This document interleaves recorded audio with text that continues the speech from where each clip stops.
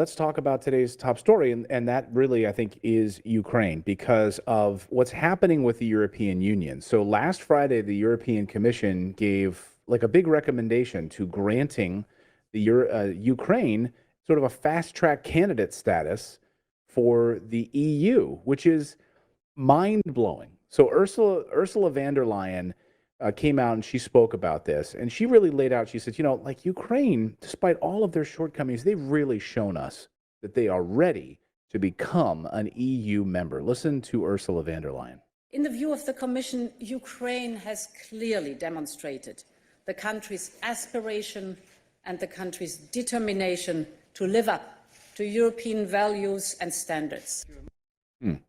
I have a question about what those things are, right? What are European standards and values? Because when you look at Ukraine, it's listed today as one of the most corrupt countries in all of Europe, right? Yes, banking has been corrupt for years. Most investors won't even touch it with a 10-foot pole, right? The government has not been considered uncorrupt. We wouldn't call it that, right? Now, of course, this doesn't mean that they just become a part of the European Union.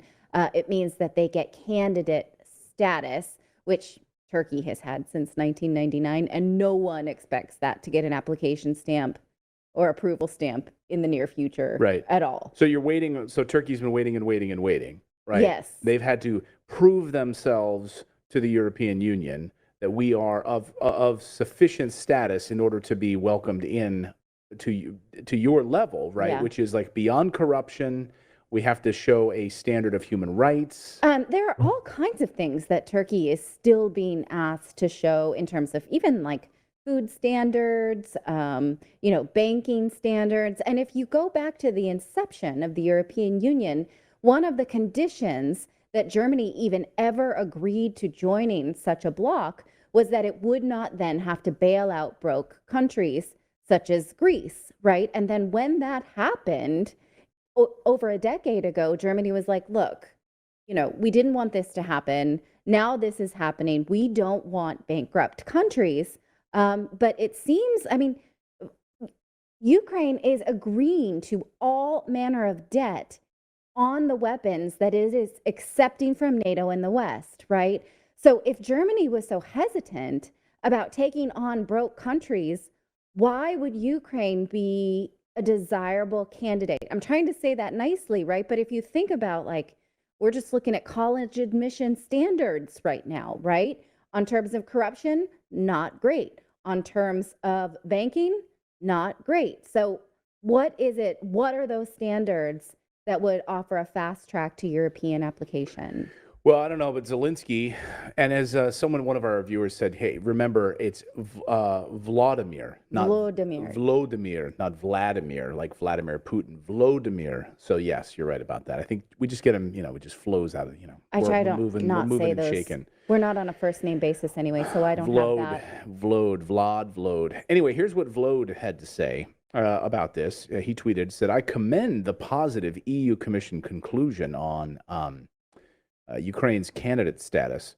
It's the first step on the EU membership path that'll certainly bring our victory closer. Grateful to von der Leyen and each EC member for a historic decision. I expect the positive result from the EU CO next week. So they're going to move on this very quickly, and we'll likely see this next week. And so I think the key point there that he says is our victory. And so what the EU is basically laying out here in this piece you can read today.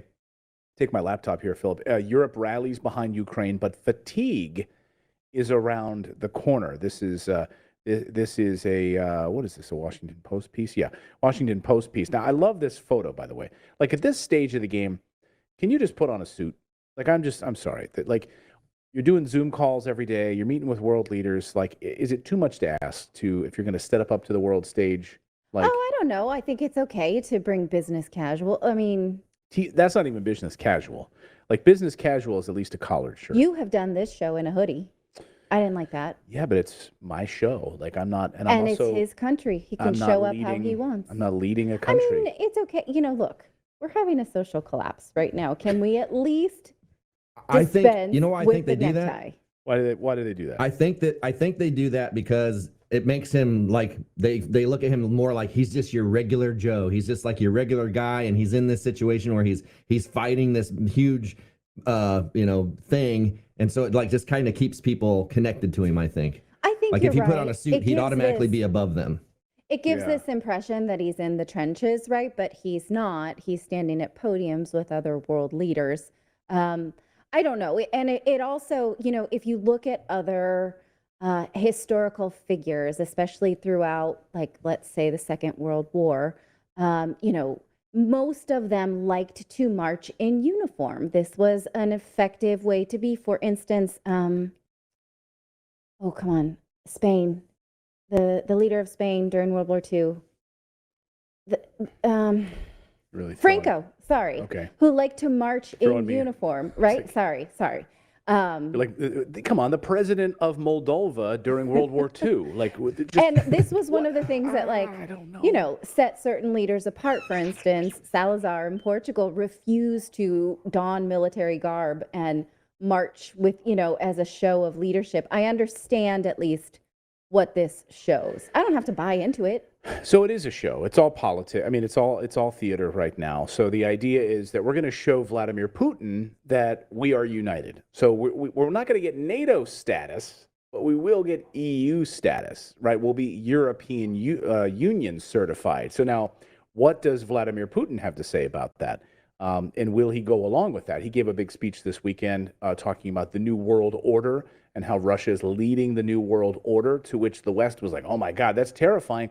But if you actually unpack what he had to say about it, it's all falling in place, right? This idea that, well, okay, the U.S. dollar is starting to decline, right? The world's reserve currency, the standing around the world, the strength of the United States hegemony is starting to falter. There are cracks in globalization all over the place when people who depended on things like diapers and formula and sanitary products cannot get them, right? So we're all having to learn to live in a society that is not as connected as we thought. Sure, Right. that all pans out, but the idea, New World Order, when leaders say it, right, we all collectively lose our minds. For instance, when Joe Biden said it and then said he didn't say it, right? So those are still like tainted words. They leave a bitter taste. So, okay, there's a couple of things, and I want to go before we move on from this. Kiev, as this Washington Post piece points out, Kiev already has grounds for disappointment. It wanted fast-track candidate status without conditions attached. Like they're like, no, we know we have all these problems, but can you just overlook all this stuff? To which I ask, have you ever been to Europe? Because they love bureaucracy. Yes, Love they it. love paperwork. All about paperwork. There's a saying in Portuguese, falta papel, like always one more thing. So no, nobody gets past that. But the commission listed 6 steps it wants to see Ukraine take. Among them, implementing laws to ensure the selection of qualified judges, to limit the influence of oligarchs. It also asked that Ukraine improve its track record on investigations, prosecutions, convictions for corruption. Okay, let's just take a moment there for a second here. Does that include the then you have kidnapped to- journalists? Yeah, wouldn't it be? So in prosecutions and convictions for corruptions and investigations. So that you kind of hit on what I wanted to talk about there, which is the Ukrainian Security Force, the SBU, which is listed by the U.S. State Department as violators of human rights. So the United States recognizes. They are saying to improve that. What more could you want? Okay. Improve is a very nebulous word too, Well, right? have they improved that? No, because we've talked to journalists on this show who have absolutely laid out, even in the past few months, the disappearance of journalists, the disappearance of citizens, the harsh treatment of citizens, et cetera. We've even shown you those Associated Press reports where they tagged along and they pulled people out of their apartments and slammed them on the ground for social media posts. social media that they did not like. Right. Right. So, I mean, improve is not a very easy metric Yeah, they're to like, define. we're going to Just approve a do little that bit. We better. just won't slam them to the ground anymore. We'll go get them, but we won't slam them to the ground. How's that? Yeah. Yeah, that was my main point. Is like, can you give me a metric, like by 30% or something? But they're saying, look, it doesn't face such a civilizational angst. It's become kind of a lodestar for European politicians and commentators who see its struggle as a unifying, rallying moment for the geopolitical West.